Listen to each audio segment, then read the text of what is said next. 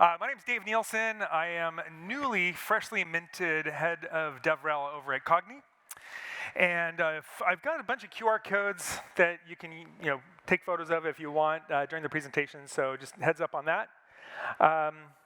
Yeah, so very excited to be here. All right, so a little bit about me. Like I said, I'm in DevRel. I have a long history in cloud and data before I got into AI.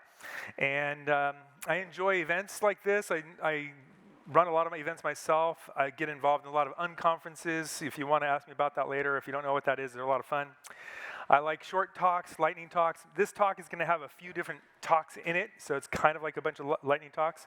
And feel free to join me on Twitter. A friend of mine, I asked him, hey, what should I talk about at this conference? And he teaches agentic engineering and online, and he kind of has a good sense for what people are interested in. And this is what he shared with me that he thought people would be interested in, because everyone knows, pretty soon we're going to have to pay the piper for all these tokens we're using. We're going to have to pay like the real price.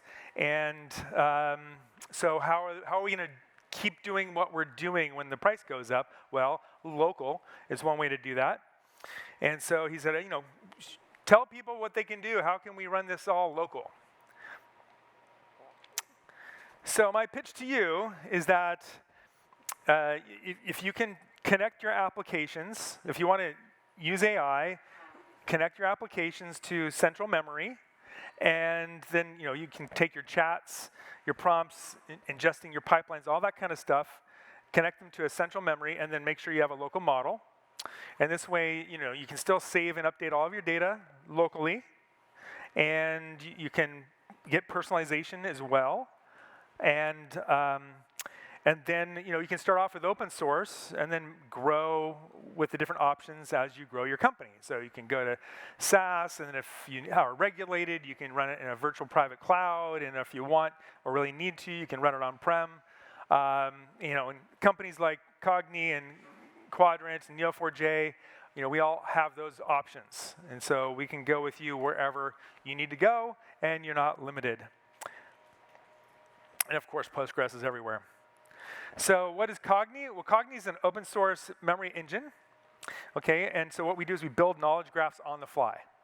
So as an AI memory, you can throw your data at us either through chats, prompts, agents communicating with each other, or just a pipeline. And we, on the fly, will figure out how to turn that into a knowledge graph. It's pretty tricky to do, and it's certainly not perfect, but we give you the ability to actually go and export that, modify it, upload it again, and make it better. But at least we get you started. And so in addition to storing these text chunks in vector database like Quadrant, like I said before, the way we put the data into the knowledge graph is we extract the entities and the relationships for you, and then we store them in a graph database like Neo4j. Okay, so this is actually a conversation that I overheard. My daughter is, a young teenager, and this is a paraphrase. This isn't exactly what happened, but one of them was talking about, how do I do an essay, and the other one was joking and basically said, well, it's just a bunch of, Instagram posts or something like that. But to me, that's tweets, and I thought that's hilarious because that's just the new generation. But it made me think about, how how AI memory works. So AI memory really started off just simply taking prompts and storing them, extracting some information, and trying to remember it. So the next time that information was relevant, it would get injected back into the conversation and sent along with the prompt. But over time now it's expanded. It's no longer just that back and forth. It's also incorporating larger amounts of data, RAG, graph RAG. It's all coming together in this AI memory space. And so, AI memory means a lot of different things now, but it seems to be coalescing around the meeting of kind of like the old RAG and graph RAG with the short-term memory. And so in this particular situation, what's happening is, the essays or the texts are getting chunked and then we're creating entities and relationships. So then the AI memory can understand that Stella asked the question and Tessa answered it, and then understands more about the relationship between the information that was shared. Like it might be able to figure out that these are two people and they're related to each other through this conversation. And obviously, it's not just text and communications, it's large documents as well. This is just a use case of where, an example of where AI memory is going. This is a University of Wyoming wanted to take and give students who have, I think it's called IEPs, sorry, like an individualized education plan, something like that, where somebody who has some learning challenges needs special care, special education, and they're all different, and so it's very, very complicated. You have to apply for it, and you know, it's a real challenge. And so what we did is we worked with them to be able to, as people are filling out these forms, as they're doing it through prompts, to learn from the information that was shared, passing in past information to fill in the gaps, and then the increase. There was an increase in success in actually creating a successful IEP plan. And you can kind of imagine how this might work with education in general. You know, as people are learning through online materials or wherever they are, you can kind of see what they're doing, how they're doing, and learn from that to make a better tutorial or whatever it is, and or maybe even in the future, like on the fly, help them prompt better. So that's kind of where we're going. All right, if you want to go get that study, that's the QR code to the blog post. Okay, so shared memory, AI memory is really expanding beyond just the chat or the individual agents. It's now integrating with other applications and beyond just the one application to teams of applications and even across an organization.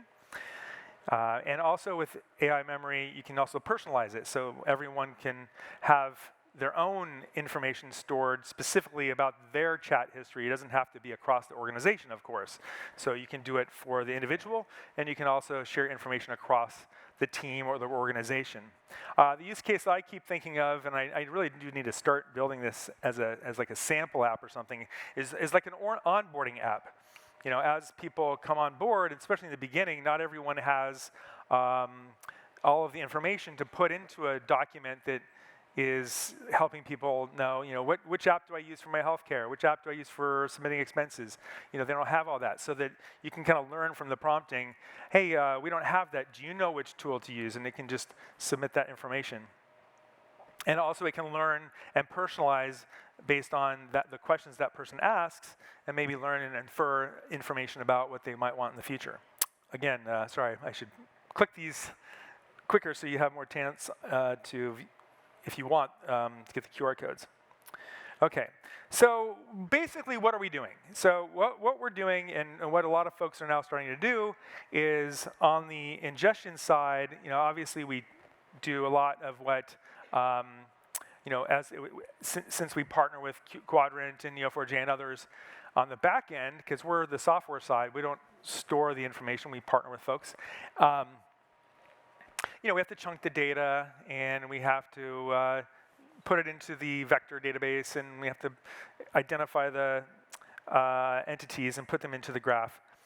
And all of that process, what we have to do as a part of it is to come up with the categories, because GraphRag doesn't really work well if you don't have categories. And so it's really, really difficult to figure what that is. And in some industries, they have ontologies that are formal, and you can import that, and that'll help you. But a lot of times, they just don't have that. Like in that University of Wyoming case, they didn't have ontologies for that, so they had to figure it out. And so we help them on the fly figure out what that is, and then they can view what we created and then modify it and improve it. And this approach really works well. The F1 is a score that's kind of a popular score to kind of determine how well things are working. Of course, you can also let an LLM judge it as well. And as you can see, from just going from RAG to out of the box, Cognee, just don't do anything special. Then you create like a custom graph model, which is just like a basic evaluation and improvement, and then you can go all the way down and like fine-tune it, and you can really improve the overall results. And recently we have a feature in our product now called Cascade that progressively evolves the schema for you, and that's kind of a new thing that's getting out there. So you can kind of see where AI memory is going. It's starting to help with the learning process to make things better on its own. What I wanted to talk about real quickly is the switch over from human beings interacting with applications to agents. So for example, what I really like about OpenClaw and agents in general is that a lot of them really standardize based on just static files. And I've been around for a while, and I know that when a new technology comes out, if it's going to be broadly distributed, it really does have to be static in the beginning. And you see this repeated over and over and over again with very big trends. So for example, the web itself was, Yahoo was, I think, one of the biggest funded early stage websites. And I mean, it's literally like a static HTML page with just hand coding HTML. And they got $5 million for that. All right. Web APIs, when they first came out, I was part of that whole web API craze, and they were the first popular web APIs were RSS feeds. Some data changes on a page, update the RSS feed, and then that's a static file. You can read it and find out if something changed. Very easy. When mobile apps first came out, a lot of mobile apps were just websites turned into PDF files and wrapped and downloaded on your phone, because back then Wi-Fi and internet capability on your phone was unreliable, so you just wanted it on your phone. When the cloud first came out, one of the very first, and still to this day, one of the very first and most popular cloud services was Amazon S3. Again, static files.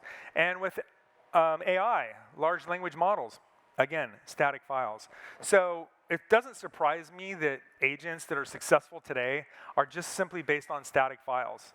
That's helping them get spread around easily. It's easy to share. Like, you create a nice MD file, you can share it with friends, you can share it with your team, whatever, and you can get, you can share it much faster. But there are some disadvantages to that. Oh, and one other thing is, one thing that's different between humans and agents is with agents, you can actually go back and you can see where the knowledge came from that they used to act.